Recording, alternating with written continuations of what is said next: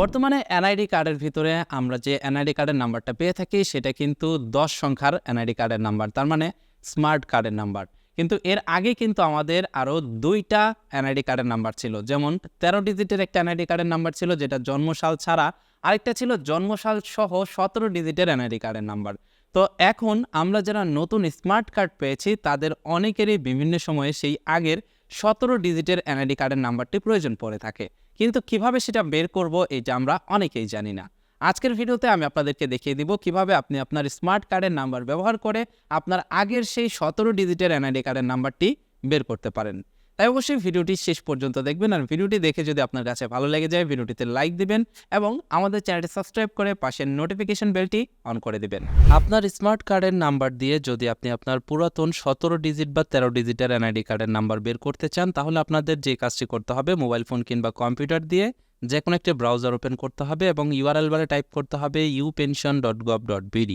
আপনাদের সুবিধার জন্য লিঙ্কটি ভিডিও ডেসক্রিপশন বক্সে দিয়ে রাখবো।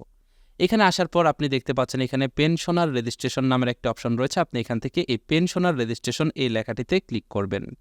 আগেই বলে রাখি, এই ওয়েবসাইটটা কিন্তু সর্বজনীন পেনশনের ওয়েবসাইট। এটা কিন্তু এনআইডি কার্ড ভেরিফাই কিংবা এনআইডি কার্ডের নাম্বার বের করার ওয়েবসাইট নয়। এই ওয়েবসাইটটির কাজ হলো আপনার সর্বজনীন পেনশন অ্যাকাউন্ট করা এবং সর্বজনীন পেনশন স্কিম সম্পর্কে ধারণা নেওয়া।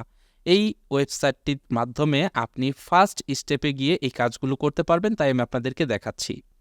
এবার আপনি এখান থেকে পেনশনার রেজিস্ট্রেশনে ক্লিক করে আপনি আমি সম্মত আছি এই লেখাটিতে ক্লিক করবেন। এখানে ক্লিক করার পর এখান থেকে শুরুতে যে কোনো একটা স্কিম সিলেক্ট করবেন। তারপরে নিচে দেখতে পাচ্ছেন এখানে এনআইডি কার্ডের নাম্বার দিতে বলা হচ্ছে।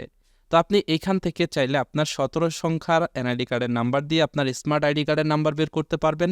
আপনি চাইলে আপনার স্মার্ট আইডি কার্ডের 10 সংখ্যার নাম্বার দিয়ে আপনার 17 সংখ্যার এনআইডি কার্ডের নাম্বার বের করতে পারবেন। মোট কথা আপনি এখানে আপনার এনআইডি কার্ডের নাম্বার দিবেন। দেওয়ার পর নিচে দেখতে পাচ্ছেন জন্ম তারিখের অপশন, এখান থেকে আপনার জন্ম তারিখটা নির্বাচন করবেন। তার নিচে একটি মোবাইল নাম্বার দিবেন এবং তার নিচে দেখতে পাচ্ছেন একটি ক্যাপচা কোড রয়েছে। ক্যাপচা কোডটি দিয়ে পরবর্তী পেজ এই লেখাটিতে ক্লিক করবেন।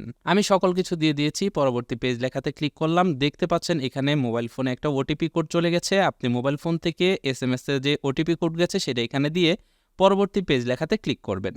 তাহলেই দেখতে পারবেন সরাসরি আপনার যার এনআইডি কার্ডের নাম্বার দিয়েছেন তার ছবি এই জায়গাটাতে চলে আসছে এবং সেই সাথে জাতীয় পরিচয়পত্রের নাম্বার এই জায়গাটাতে আপনি দেখতে পারবেন। আপনার স্মার্ট কার্ডের নাম্বার এবং 17 ডিজিটের এনআইডি কার্ডের নাম্বার এখানে চলে আসছে।